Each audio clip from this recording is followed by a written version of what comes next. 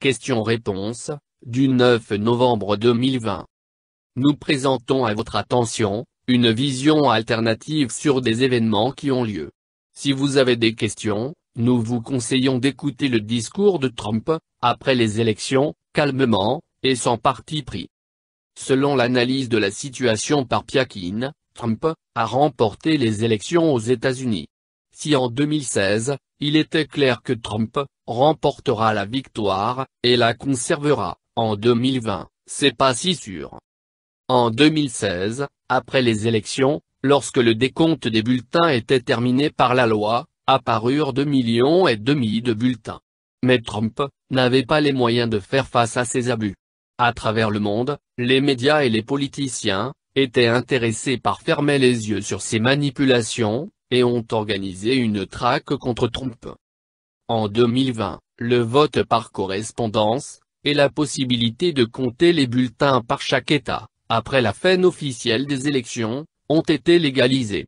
Cela a légalisé la plupart des manipulations des résultats, et a permis de changer n'importe quel résultat. Autrement dit, ce qui était illégal en 2016, est devenu légal en 2020. Le 4 novembre 2020, Trump annonce sa victoire, Biden ne dit rien, malgré qu'il a 264 voix des grands électeurs.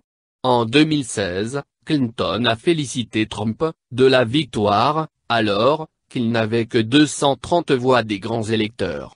2 fois ils ont convoqué la conférence de presse, mais Biden ne disait rien.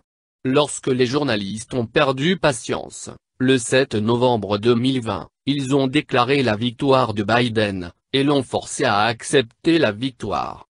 Pourquoi Biden était-il silencieux? Les gens sont allés voter activement pour Trump, car ils voyaient en Trump la protection de l'ordre et de la légitimité de l'État.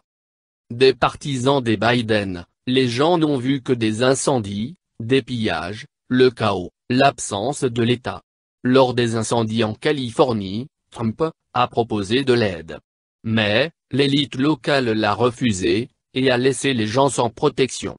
Trump aidait là où se répandait la juridiction fédérale, mais les autorités des États ont refusé de coopérer, laissant les gens sans l'aide dont ils avaient besoin. Trump, rassemblait des milliers de gens dans les stades. Tandis que Biden, seulement 200 à 300 personnes. Il y avait des cas flagrants. Dans les bureaux de vote, 200% des électeurs ont voté pour Biden. Plus qu'il n'en existe. Parmi ceux qui ont voté pour Biden, il y a des gens qui sont nés au milieu du 19e siècle. À l'État de Pennsylvanie, sont arrivés des bulletins de vote provenant d'un bureau de vote inexistant, où toutes les voix sont pour Biden. Pour Trump, ont voté les ouvriers, ceux qui produisent des biens dans ce pays. Pour Biden a voté la partie marginale de la population américaine. Pourquoi de telles embrouilles? L'élite américaine s'est divisée en 2 camps antagonistes.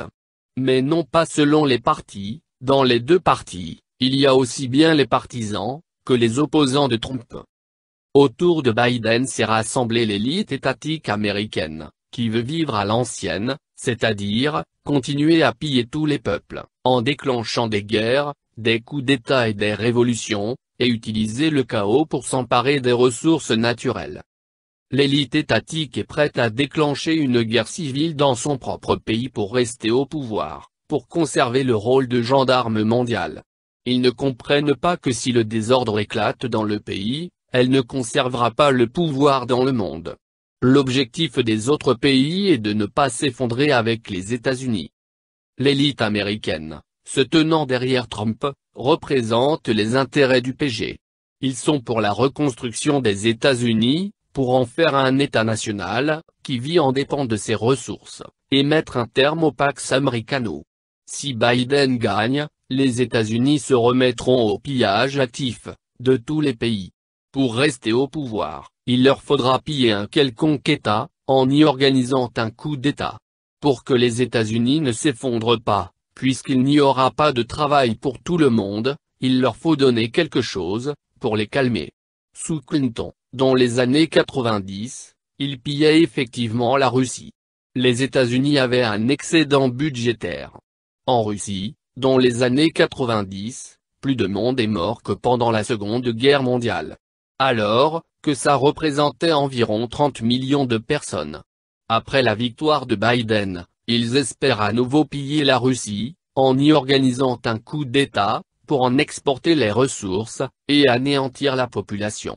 Mais, dans les années 90, contrairement à aujourd'hui, le PG soutenait les États-Unis, dans leurs actions.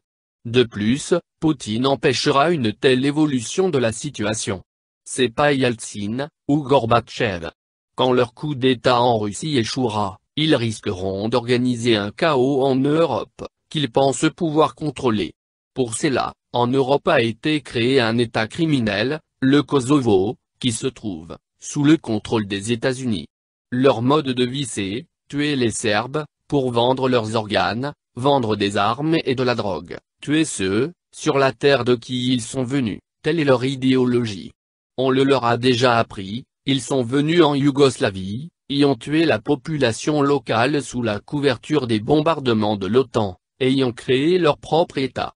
Les élites, composées de traîtres, n'ont pas aidé la Serbie, dans sa lutte contre le terrorisme international. La mafia kosovare a créé des structures criminelles, l'industrie du porno, le trafic de la drogue, le trafic des armes et des organes. Ils ont créé leur réseau partout en Europe, ils sont déjà inscrits dans le système de vie des États européens. Pour ça, à partir des années 70, après l'élimination de Gaulle en France, une reconstruction de l'Europe a été lancée. Tout d'abord, le PG a organisé l'exportation des hautes technologies. Ensuite, il a lancé le développement des industries du porno. A fait venir des foules migratoires, de gens de cultures différentes, censés balayer l'Occident, dégradant, sous l'influence de la culture pornographique. On lançait la délocalisation des industries de l'Europe vers l'Asie. Enfin, une population, écrasée par la culture pornographique, est incapable de poser une résistance. Conclusion. Aide toi-même et Dieu t'aidera. Commencez par travailler sur vous-même, par élever le niveau de votre sens moral. Dans une des Écritures saintes, il est dit que Dieu a voulu châtier Sodome et Gomorrhe. Et l'homme honnête demande à Dieu: n'aurais-tu pas anéanti cette ville, s'il y avait 50 personnes justes? Non, je l'aurais épargné. Et s'il y en avait 30? Je l'aurais épargné aussi. Et s'il y en avait 10? Je l'aurais épargné. Pourquoi 10? Parce que, quand vous êtes seul, et que par exemple vous voulez faire du sport, dans ces conditions, la plupart des gens laisseront tomber. Mais si vous le faites avec un ami, dans une salle de sport, en groupe avec d'autres personnes, et surtout si l'ambiance vous plaît, il y a de fortes chances que vous continuerez. Une seule personne juste, peut être ridiculisée, isolée, détruite physiquement, et moralement. Parce qu'elle est seule. S'il y en a 10, ils communiquent entre eux, se soutiennent les uns les autres, ils donnent le bon exemple aux autres. Après un certain moment, les gens autour remarqueront qu'il est plus agréable d'être dans leur compagnie. Car elles ne seront pas trompées, ni trahies. De plus, elles prennent soin les uns des autres. Enfin, d'autres gens voudront se joindre à eux, et avec le temps, il y en aurait 15, puis 20, et cette ville serait devenue un endroit où il est agréable à vivre. Je ne suis pas un saint, et peut-être, que vous non plus. Mais en s'entraidant sur le chemin du perfectionnement moral, et en faisant de bonnes choses, on réveillera ceux qui peuvent atteindre le niveau moral nécessaire, et qui nous sauveront tous. Par la loi de répartition, ces gens existent dans tous les peuples. La question est: dans quel état sont-ils si la société est dans la crise morale? Ainsi, unissons nos efforts pour élever le niveau de moralité dans la société. Comme on dit, le temps nous a choisis. Et pour survivre, il faut lui correspondre. Nous vous suggérons de vous entraider en cours de route. Nous ne pouvons survivre que si nous nous unissons. Pour ça, Internet peut vous aider à vous retrouver.